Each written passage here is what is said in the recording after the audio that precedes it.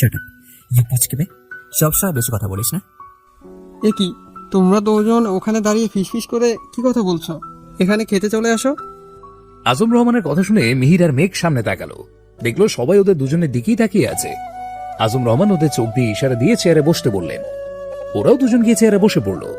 মেঘ একে একে মেহমানদের সবাইকে সালাম দিল, সবার সাথে কুশল বিনিময় করলো, কিন্তু মিহির কারোর সাথে কোনো কথাই বললো না। কারো দিকে একটা বারের জন্য তাকালো অবধি না। ও হু কেয়ার্স একটা ভাব নিয়ে বসে বসে ফোন টিপতে লাগলো আর খেতে লাগলো। মেহমানরাও কেউ সাহস করে মিহিরের সাথে কথা বললো না, কারণ ওরা আগে থেকেই জানে মিহির ছোটবেলা থেকে রোগচটা স্বভাবের। তার উপরে কয়েক বছরে মিহির আগের থেকে অনেক চেঞ্জ হয়েছে। এখন ওকে দেখতে আগের থেকে আরো বেশি রাগী মনে হয়। মিহিরকে ফোন টিপতে দেখে মেঘর হাত থেকে ফোনটা টান দিয়ে নিয়ে বলল, খাবার সময় ফোন টিপতে হয় না, জানিস না? মিহির মুখ থেকে বিরক্তিকর একটা চ শব্দ উচ্চারণ করে বলল, কাজ করছি তো মেঘ, ফোনটা নিয়ে নিলে কেন? খাবারটা শেষ করেও কাজটা করা যাবে, আগে লাঞ্চ কমপ্লিট কর, তারপরে কাজটা করিস। বলেই মেঘ ফোনটা ওর পাশের টেবিলের উপরে রেখে দিল। তখনই ফোনে রিং বেজে উঠল। মেঘ ফোনের স্ক্রিনের দিকে তাকিয়ে দেখলো আহান ব্রো লেখাটা ঝলঝল করছে। মেঘ ফোনটা মিহিরের দিকে এগিয়ে দিল। মিহির ফোনটা হাতে নিয়ে ব্রু কোঁচকে ফেললো। এই মুহূর্তে আহানের কল দেওয়ার কারণ বুঝতে পারলো না। মিহির ফোনটা রিসিভ করে কানে ধরতেই বসা থেকে দাঁড়িয়ে গেল। তারপর তড়িঘড়ি করে বলল, sorry bro, I am really very sorry. আমার একদম মনে ছিল না, বিলিনি, আমার সত্যি মনে ছিল না। মিহির কথাগুলো এতটাই জোরে বলল যে সবাই খাওয়া রেখে হা করে ওর দিকে তাকিয়ে রইল। আবিরেরা সবাই এটাই ভাবছে যে ছেলেটা এতক্ষণ এতগুলো মানুষকে পাত্তা না দিয়ে নিজের মতো খাচ্ছিল, হঠাৎ কে এমন ফোন করলো যে তার কথা শুনতেই এতটা ব্যস্ত হয়ে গেল। মিহির ঘাটে একটু বাঁকা করে ফোনটা কাঁধের সাথে চেপে ধরে হাত ধুতে ধুতে বলল, চিল ব্রো, আমাকে জাস্ট 15 মিনিট টাইম দে, তার মধ্যে আমি চলে আসছি। কথাটা বলতে বলতে মিহিরের হাত ধোয়া হয়ে গেল। ও ফোনটা হাতে নিয়ে কেটে পকেটে ঢুকিয়ে মেঘকে উদ্দেশ্য করে ব্যস্ত কণ্ঠে বলল, বলো, হাত ধুয়ে নে, আর খেতে হবে না, আমরা এখন একটা জায়গায় যাবো। মেঘ ভ্রু কোঁচকে বলল, এই সময় আবার কোথায় যাব, আর কেনই বা যাব? মিহির হাত ধরে টান দিয়ে দাঁড় করিয়ে বলল, একটা কাজ আছে, তাই যাবো, যা রেডি হয়ে আয়। মেঘ মিহিরের কথায় মাথা নেড়ে সম্মতি জানিয়ে হাত ধুয়ে উপরে রেডি হতে যাওয়ার জন্য পা বাড়ালো। ওরা দুজন সিঁড়ি দিয়ে উপরে উঠতে যাবে তার আগে ওরা শুনতে পেল জেরিনের মা অর্থাৎ বড় ফুপি বলছেন, হ্যাঁ রে আজম, এখানে এসো, ছেলে মেয়ে দুটোকে ঠিক মতো শিক্ষা দিতে পারলি না, দুটো এখনো আগের মতোই বেদপ্রহ রয়ে গেছে। আমরা গুরুজনরা সবাই এখানে বসে আছি আর ওরা আমাদের পারমিশন না নিয়ে ড্যাং ড্যাং করে এভাবে উঠে চলে গেল। মা বাবার পারমিশন অব্দি নেওয়ার প্রয়োজন করলো না। এত বড় হয়ে গেছে অথচ এখনো ঠিকঠাক মতো আদব কায়দাটাও শিখাতে পারলি না। কথাটা কানে আসার সাথে সাথেই মেঘ আর মিহির দাঁড়িয়ে গেল। মিহিরের রাগে কপালে রক ফুলে উঠল। শীতল চোখ জোড়া মুহূর্তের মধ্যেই ভয়ঙ্কর লাল হয়ে গেল। ওর হাত দুটো মুষ্টিবদ্ধ করে জোরে জোরে শ্বাস নিতে লাগলো। মেঘ শুকনো একটা ঢোক গিলে মিহিরের দিকে তাকালো, দেখলো মিহির রাগে সাপের মতো ফুসফুস করছে। ও মনে মনে বলল, ফুপিমণি, আমাকে তো আমার মাম্মাম বাবাই আদব কায়দা শেখায়নি, কিন্তু তোমার মা বাবা তো তোমাকে কোথায় কি বলতে হয় সেটাও শেখায়নি। বাঘের লেজ ধরে নাড়ে দিয়েছো, এবার থালা সামলাও। মেঘ ভয় ভয়ে মিহিরের এক হাত জড়িয়ে ধরে ধীর কণ্ঠে বলল, ভাইয়া কুল ডাউন, সব সময় সব কথা কানে নিতে হয় না। চল তাড়াতাড়ি, আমাদের দেরি হয়ে যাচ্ছে। মিহির শান্ত ভঙ্গিতে বলল, তুই গিয়ে রেডি হয়ে নে, আমি আসছি। হ্যাঁ, বলেই মিহির মেঘের হাতটা ওর হাত থেকে ছাড়িয়ে ডাইনিং এর দিকে চলে গেল। মেঘ ওখানে ঠায় দাঁড়িয়ে ভীত চোখে মিহিরের যাওয়ার দিকে তাকিয়ে রইল। মিহির গিয়ে ওর হাত দুটো ডাইনিং টেবিলের উপরে রেখে ভর দিয়ে একটু ঝুঁকে জেরিনের মাকে উদ্দেশ্য করে শান্ত স্বরে বলল, মাই ডিয়ার ফুপিমণি, আপনি এখানে বেদবি কি দেখলেন? হ্যাঁ, এতটুকুতেই আমাদের বেদব পুড়ে দিলেন। আর আমাদের আদব কায়দা নেই কে বললো? হ্যাঁ, যদি আদব কায়দা নাই থাকতো তাহলে আপনি এখন এখানে সোজা হয়ে বসে থাকতে পারতেন না, হাত পা ভাঙা অবস্থায় ফ্লোরে পড়ে থাকতেন। তাই বলছি, পরের বার থেকে আমার বোনের সম্পর্কে কিছু বলে থাকে অন্তত 100 বার হয়ে বলবেন, না আমি যে কতটা বেয়াদব সেটা হারে হারে টের পাবেন। মিহিরের কথা শেষ হতেই মীরা রহমান মিহিরকে ধমক দিয়ে বলল, শাট আপ মিহির, গেস্টদের সাথে কেউ এইভাবে কথা বলে? ভুলে যেও না উনি তোমার বড় ফুপি হয়, তাই ওনাকে রেসপেক্ট দিয়ে কথা বলো। আর এক্ষুনি সরি বলো ফুপিকে। মিহির তাচ্ছিল্য হেসে মীরা রহমানকে উদ্দেশ্য করে বলল, সরি বলার প্রশ্নই ওঠে না, আর ওনাকে তো আরই বলবো না। তুমি বরং তোমার সো কল্ড ননদকে নিজের মুখের সামনে কথা বলতে বলো, নাহলে আমি ভুলে যাব উনি আমার বাবার বড় বোন। কথাটা বলে মিহির আর কাউকে কিছু বলার সুযোগ না দিয়ে ওখান থেকে উপরে চলে গেল। যাওয়ার সময় মেঘকেও সাথে করে নিয়ে গেল। ছেলের এমন ব্যবহারে মীরা রহমান বেশ লজ্জায় পড়ে গেলেন। তাও অনেকটা সংকোচ নিয়ে আবার মেহমানদের পরিবেশন করে মনোযোগ দিলেন। জেরিনের মা রাগে ফুঁসতে থাকলো, এইটুকু একটা পুঁচকে ছেলে ওনাকে সবার সামনে এইভাবে অপমান করে গেল, সেটা যেন উনি কিছুতেই মেনে নিতে পারছেন না। রাগে ওনার মাথা ফেটে যাচ্ছে, কিন্তু তবু উনি যথাসম্ভব নিজেকে শান্ত রেখে খাবার খাওয়ায় মনোযোগ দিলেন। আজম রহমান চুপচাপ খেয়ে যাচ্ছেন। ওনারও ইচ্ছে করছে ওনার বোনকে কিছু কথা শুনিয়ে দিতে, কিন্তু নেহাত বড় বোন, তাই চেয়েও কিছু বলতে পারছেন না। আজম রহমানেরা সবাই লাঞ্চ শেষ করে ড্রয়িং রুমের সোফায় বসে টুকিটাকি কথা বলছিলেন। তখনই কারো হাসির শব্দ শুনে সবার চোখ যায় সিঁড়ির উপর। সিঁড়ির উপর তাকিয়ে সবার চোখ আটকে যায় মিহির আর মেঘের উপর। মেঘ কালো রঙের লং একটা গাউন পরেছে। গাউনটার উপরে গোল্ডেন সুতো দিয়ে গর্জিয়াস ডিজাইন করা, মাথায় গোল্ডেন কালারের হিজাব পরা, ওড়নাটা কাঁধের এক সাইডে ফেলে রাখা, চেহারে হালকা সাজ, এক হাতে সিলভার কালারের মুঠো চুড়ি আর অন্য হাতে গোল্ডেন কালারের একটা ব্যাঙ্গেল, পায়ে হাই পেন্সিল হিল পরা। মিহির হোয়াইট শার্ট আর ব্ল্যাক জিন্স পরা, শার্টের সামনের দিক থেকে দুটো বোতাম খুলে রাখা, হাতে কালো বেল্টের একটা ওয়াচ, চুলগুলো জেল দিয়ে সেট করা, পায়ে কালো রঙের এক জোড়া কেটস, ঠোঁটের কোণে মুচকি একটা হাসি ঝোলানো। সব মিলে দুজনকে অসম্ভব সুন্দর লাগছে। সবাই অপলক দৃষ্টিতে ওদের দুজনের দিকে তাকিয়ে আছে। আবির মেঘের দিকে তাকিয়ে থাকতে থাকতে অজান্তেই ওর এক হাত বুকের বাঁ পাশে চলে গেল। ওর কয়েকটা হার্টবিট মিস করে গেল। ও নিজের চোখকে বিশ্বাস করতে পারছে না। ওর মেঘকে দেখে মনে হচ্ছে এটা যেন কোনো একটা মায়া রাজ্যের মায়াপরী। মিহির সবাইকে ওদের দিকে তাকিয়ে থাকতে দেখেও কোনো রিয়াক্ট করলো না। মেঘের হাত ধরে ডোন্ট কেয়ার একটা ভাব নিয়ে সোজা বাড়ি থেকে বেরিয়ে গেল। মেঘ অনেকক্ষণ যাবৎ গাড়ির ফ্রন্ট সিটে বসে মাথা নিচু করে গায়ে পড়ে থাকা ওড়নাটার এক কোনা দিয়ে আঙুল পেঁচাচ্ছে আবার খুলছে। লজ্জায় ওর গাল দুটো টমেটোর মতো লাল হয়ে গেছে। ওর পাশে আহান ড্রাইভিং সিটে বসে ড্রাইভ করছে, আর সামনে থাকা লুকিং গ্লাসের দিকে তাকিয়ে মেঘের লজ্জা মাখার চেহারা দেখে মুচকি মুচকি হাসছে। মেঘ যখনই চোখ তুলে সামনের দিকে তাকায়, তখনই আহানকে ওর দিকে তাকাতে দেখে লজ্জায় মাথা নিচু করে ফেলে। সেদিন আহানকে ভালোবাসি কথাটা বলার পর থেকে মেঘ ভুলেও আহানের ধারে কাছেও যায়নি। যখন হিয়ানদের বাসায় ছিল তখন আহান কয়েকবার মেঘের সাথে কথা বলতে ওর রুমে এসেছিল, কিন্তু মেঘ ওর সাথে কথা বলা তো দূরে থাক, ওর দিকে তাকায়ও নি। উল্টে আহানকে রুমে ঢুকতে দেখলে এই মেঘ দৌড়ে রুম থেকে বেরিয়ে গেছে। তাই আহানও আর জোর করে ওর সাথে বেশি দেখা করার চেষ্টা করেনি। মেঘকে ওর সাথে স্বাভাবিক বিহেভ করার জন্য একটু সময় দিয়েছে।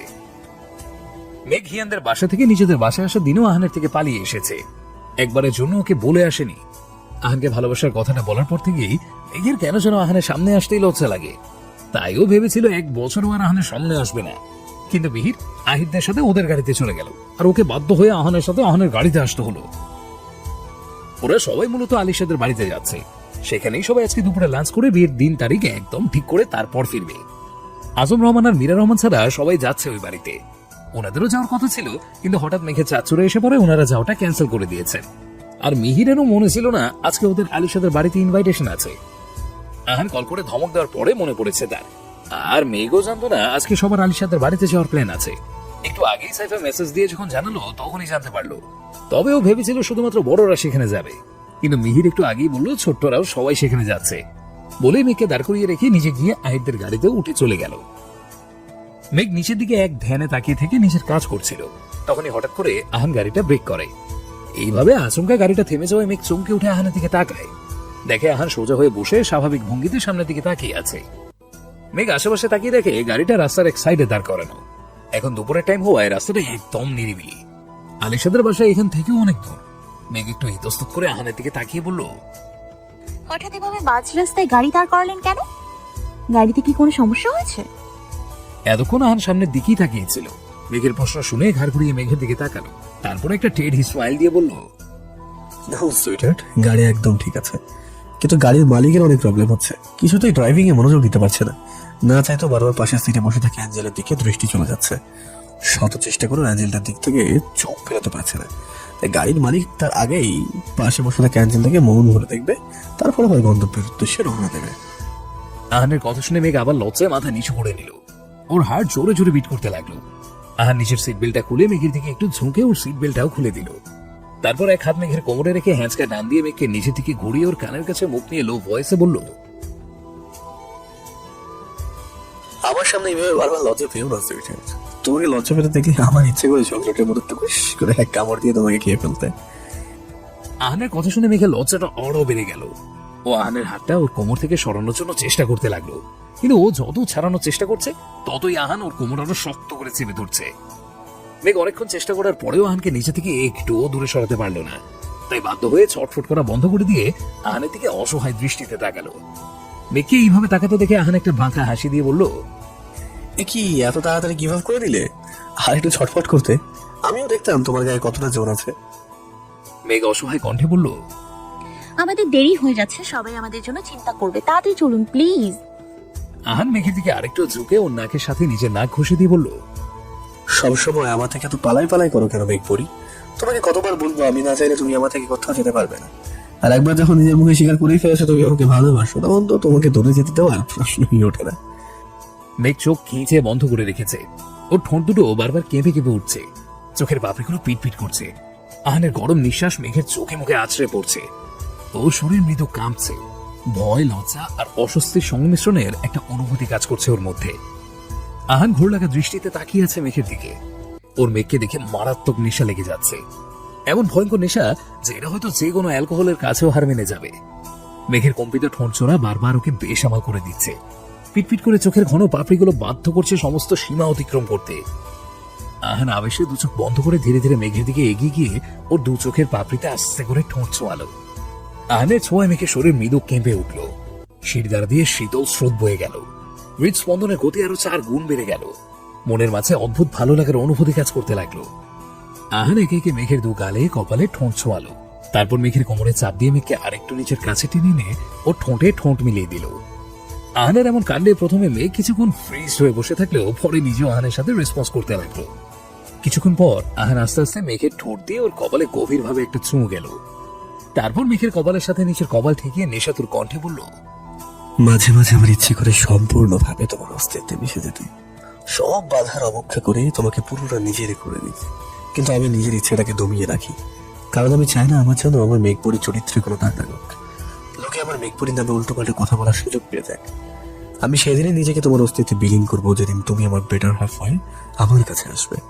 সেদিন তুমি হাজার চেষ্টা করেও নিজেকে আমার কাছ থেকে দূরে রাখতে পারবে না, আর না আমি তোমাকে নিজের করার জন্য কোনো অনুমতি চাইবো। মেঘর জামার দুই পা শক্ত করে খামচে ধরে জোরে জোরে শ্বাস নিচ্ছে। আহানের বলা প্রত্যেকটা শব্দ হৃদয়ে কম্পন সৃষ্টি করছে। আহানের কথা শুনে মেঘের মনে যেমন ভালো লাগার একটা অনুভূতি কাজ করছে, তেমনি আহানের প্রতি সম্মানটাও বাড়িয়ে দিয়েছে।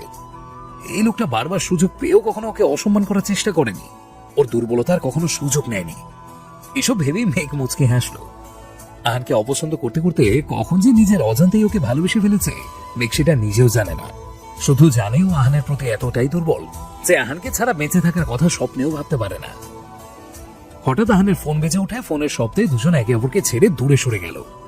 এতক্ষণ কি হয়েছে সেটা ভেবেই মেঘ লজ্জায় নিজেকে গুটিয়ে নিল। এই মুহূর্তে আহানের দিকে তাকানোর সাহসও ওর নেই, তাই নিজেকে লজ্জার হাত থেকে বাঁচাতে জানলা দিয়ে বাইরের দিকে দৃষ্টি নিক্ষেপ করলো। আহান মেঘকে এইভাবে লজ্জা পেতে দেখে ঠোঁট চেপে হাসলো। তারপর ফোনটা হাতে নিয়ে দেখলো মিহির কল করেছে। আহান ফোনটা রিসিভ করে কানে ধরে বলল, কি হলো, তোরা পৌঁছে গেছিস? ফোনের ওপাশ থেকে মিহির বলল, না, আমি এখনো পৌঁছিনি, তবে কাছাকাছি এসে পড়েছি। আসলে তোমাকে একটা কথা বলতে ভুলে গেছিলাম, কথাটা তোমাকে জানানো খুব ইম্পর্টেন্ট, তাই কল করলাম। ও আচ্ছা, কি বলবি বল, সিরিয়াস কোনো কথা? মিহির প্রথমে একটু আমতা আমতা করলেও পরে একে একে সব আহানকে বলে দিল। আবিরদের বাসায় আসার কথা, দুপুরে ডাইনিং টেবিলে যাওয়া হয়েছে, সবটা। মিহিরের কথা শেষ হতেই আহান রেগে চিল্লিয়ে বলল, হোয়াট, এত কিছু হয়ে গেল, তুই আমাকে এখন সব জানাচ্ছিস? আহানের এত জোরে চিল্লানি শুনে মেঘ ভয় লাফিয়ে উঠল।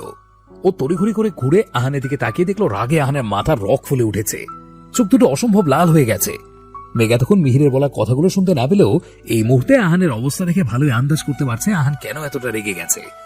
মিহির ওপাশ থেকে মিনমিনে গলায় বলল, আমি এসবে কিছু জানতাম না ব্রো। আজকে নামাজ পড়ে এসে দেখি পুরো গোষ্ঠী সত্য সবাই আমাদের ড্রয়িং রুমে বসে আছে।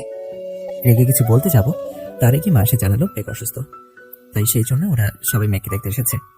আর জেরিন নাকি ওই দিনের ঘটনাটির জন্য বাবার কাছে কল করে ক্ষমা চেয়েছে। অনেক কান্নাকাটি করেছে, তাই বাবা ওকে মাফ করে দিয়েছে। আর ওরা নাকি আমাদের বাড়িতেই থাকবে কয়েকদিন। এর মধ্যে যদি আমি ওদের কিছু বলি তাহলে নাকি মা মরে যাবে, আমি ওদের ছেলে হই।